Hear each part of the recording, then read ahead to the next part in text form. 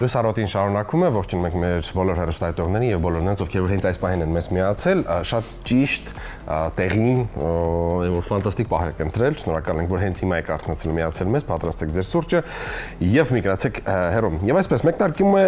Europe Union Bridge ծրագիրը, որի արդյունքում Հայաստանի Հանրապետությունում կբարելավի բուհական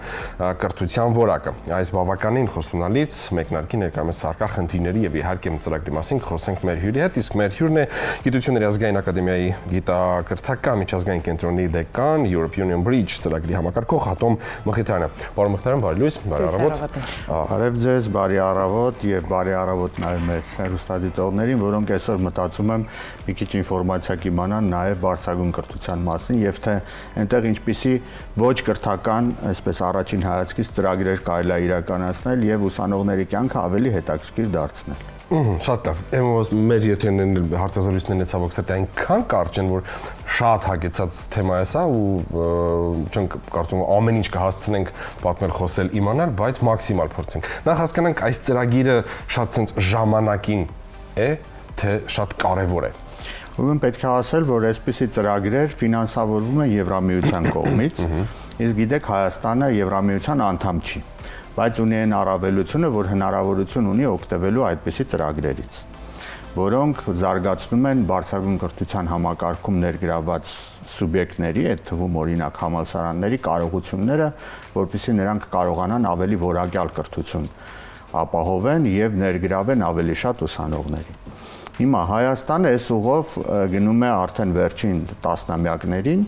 եւ կարողանում է հնարավորություն է տալիս այդ ծրագրերը Հայաստանի համալսարաններին օգտվելու, նաեւ համակարգելու այդպիսի ծրագրեր։ Ուրեմն այդպիսի ծրագրերի համար հայտեր կան եւ նրանք հայտարարվում են տարեկան մեկ անգամ եւ օրինակ վերջի 2025 թվականի հայտարարությանը արձագանքել է 170 բարձրագույն ուսումնական հաստատություն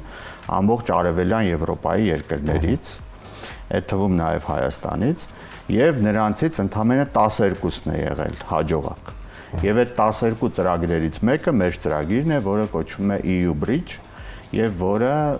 որի նպատակն է մեր ուսանողներին ներգրավել ծրագրերի կառավարման, մշակման գործընթացում, նրանց կարողությունները զարգացնել իրենց դասընթացներին զուգահեռ։ Այսինքն ուսանողները սովորում են այն, ինչ որ սովորում են, բացի դրանից հմտություններ են ձեռք բերում նաեւ ծրագրերի մշակման եւ կառավարման ոլորտում, որը շատ կարեւոր է։ Ինչի համար, որովհետեւ միայն այն չի, որ ուսանողական կյանքը ինչի մասին է, կյանքը նրա մասին է, որ իհարկե ինչ որ մասնագիտություն ձեռք բերել, բայց ամբողջ ժամանակը տրամադրել մասնագիտություն ձեռք բերելու այդպես չի, որովհետև դա կարելի է մանավանդ 21-րդ դարում անել համակարգչի դիմաց նստած եւ on-line տարբեր դասերին նայելով։ Սա նաեւ սոցիալիզացիայի համար է բարձրագույն կրթությունը, նաեւ այնպիսի հմտություններ ձեռք բերելու համար, որ որևէ տեղ այլևս չես կարող դա անել։ Եվ այս ծրագիրը գալիս է հենց դա փակելու եւ ասեմ, որ ծրագիրը նախաձեռնել է Գիտությունների ազգային ակադեմիայի գիտակրթական միջազգային կենտրոնը որպես հայկական համալսարան, նրան միացել են հայկական այլ կազմակերպություններ, համալսարաններ, ինչպես նաեւ անպայման, որովհետեւ դա պարտադիր է այդպիսի ծրագրերում Եվրոպական միության անդամ երկրներում գործող համալսարաններ եւ մեզ Իտալիայից եւ Իսպանիայից պարտներներ ունենք, գործընկերներ ունենք, որոնք ըստ էության մեր համակարգման ներքո են գործելու եւ օգնելու են, որպեսզի կարողությունները հայկական համալսարանների զարգանան։ Իսկ որոնք են այսօր հանրապետության բուհերի ամենացավոտ խնդիրները եւ այս ծրագրի միջոցով ինչպես է լուծվելու այդ խնդիրները ըստ ձեզ։ Ցավոտ խնդիրներ շատ կան իհարկե բուհերում, որովհետեւ գիտեք բոլորը բողոքում են նրանից, որ շատ ժամանակ ուսանողները իրեն ժամանակը ուղղակի կորցնում են ժամավաճառությամբ են զբաղվում բարձրագույն ուսումնական հաստատություններում եւ մեր փորձից էլ կարող եմ ասել, որ դա իսկապես այդպես է մեծ հաշվով, որովհետեւ լինում են դեպքեր, երբ որ ուսանողը Հայաստանում սովորում է 4 տարի բակալավրիատում, դրանից հետո 2 տարի մագիստրատուրայում, ձեռք է բերում ինչ-որ մասնագիտություն,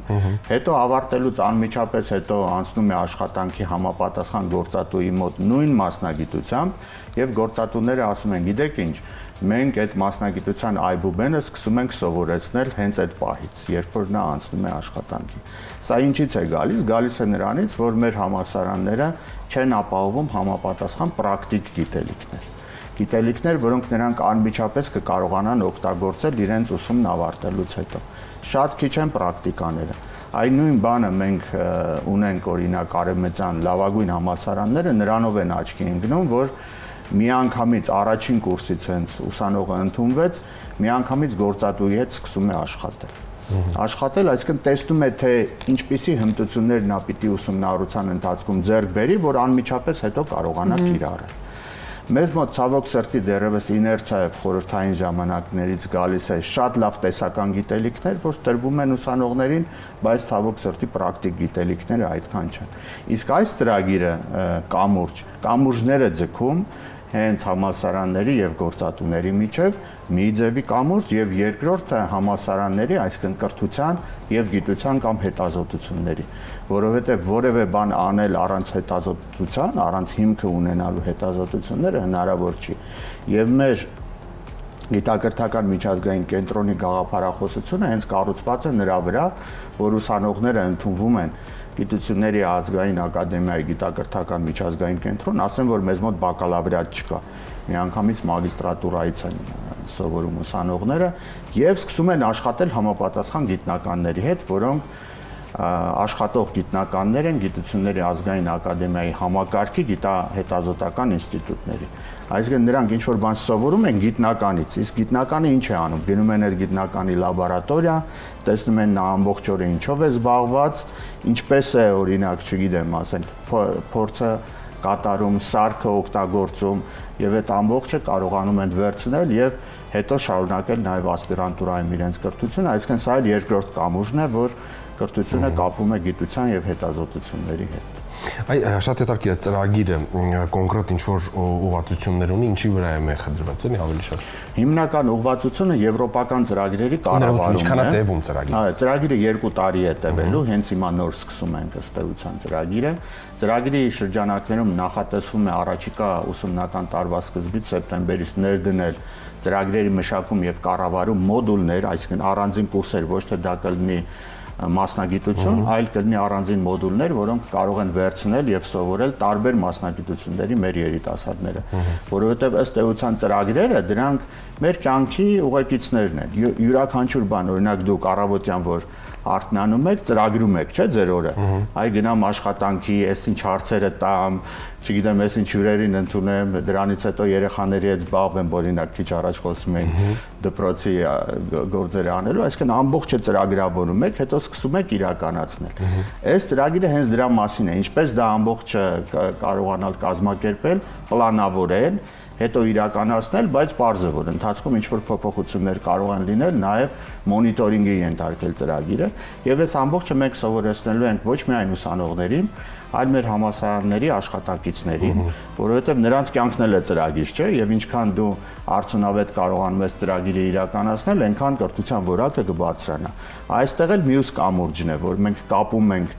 ծրագիրը նաև կրթության որակի բարձրացման հետ, որը շատ կարեւոր է հատկապես Հայաստանի ներկա պայմաններում, որովհետև կրթության որակը շատ ընկել է։ Համեմատած տարածաշրջանի բոլոր երկրներից ցավոք սրտի ես ասում եմ արձանագրենք, որ ամենահետևի վերջի տեղում Հայաստանն է, մեր բոլոր սահմանակիցների երկրներից առանց անուններ տալու եմ ասում, բարձրագույն կրթության ոլորտում հետընթացը արդեն ակնհայտ է, որովհետև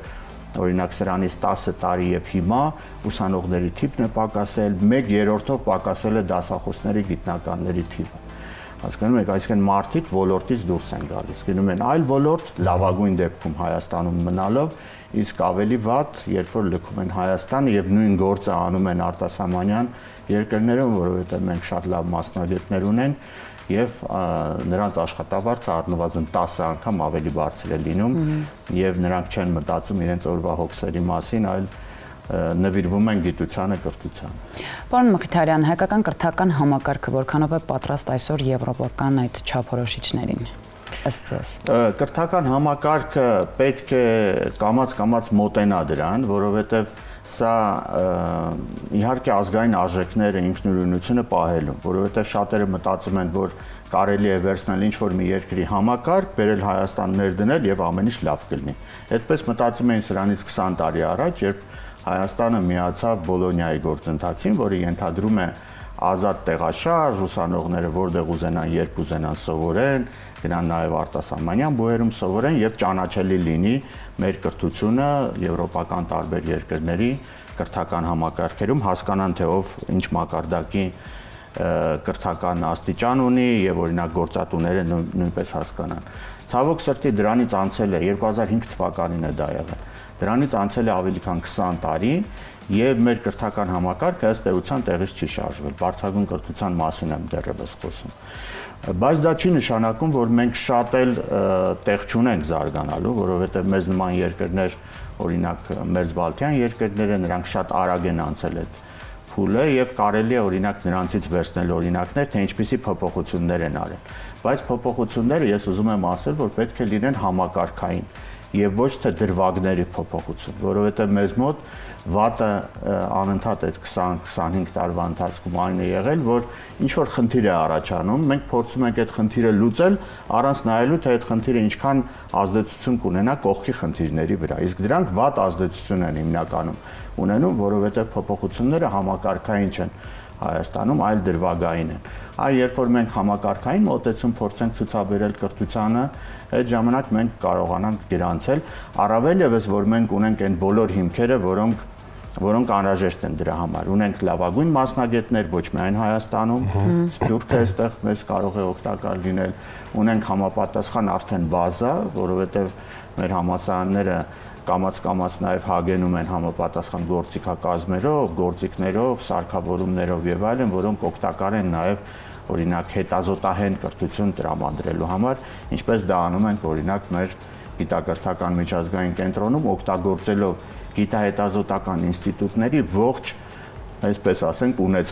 ունեցվածքը գիտական առումով, սարքերն են, սարքավորումներն են եւ մասնագետները, որոնք ոչնչով չեն զիջում իրենց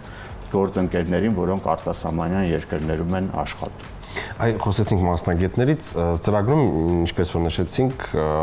ներառված է նաև Իտալիան եւ Իսպանիան։ Արդյոք դա նշանակում է նաև, որ արտերկրի մասնագետները, խելացի ուժեղ դեմքերը նաև ներգրաված կլինեն Հայաստանում փորձի փոխանակմամբ այս ծրագրի շրջանակներում կամ այլ ծրագրերի ընթացքում իրենց մասնակցությամբ։ Անշուշտ, մենք օգտագործելու ենք հենց այդ փոխանակումները, ոչ միայն նրանց փորձն ենք օգտագործելու, այլ նաև քանի որ ծրագրի համակարգողը հենց մեր բուհն է, մեր համալսարանն է, մենք նաև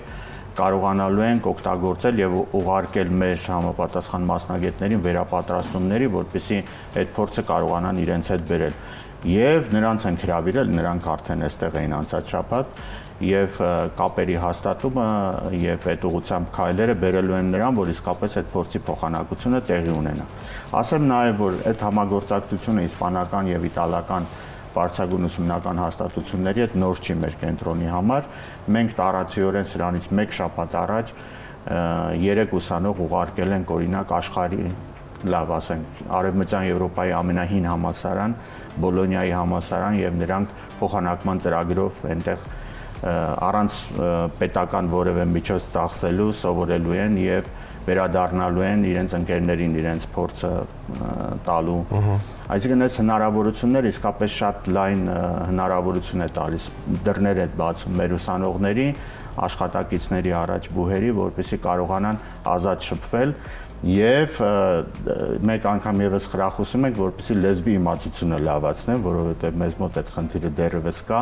եւ շատ հատկապես այս ճակերտներում ասենք հին դասախոսներ դեռևս այդ նոր մոտեցումներին, հմտություններին չեն տիրապետում, բայց սա խթան է, որպեսզի այո, որովհետև միշտ ինչ որ բան եթե չգիտես, դրանից կամ վախենում ես եւ երկրորդ ռեակցիան այն է, որ ավելի լավ է դրա հետ գործ չունենանք, բայց այսպիսի ծրագրերը ներսից փոխելու են նաեւ մարդկանց մտածողությունը, որը բերելու է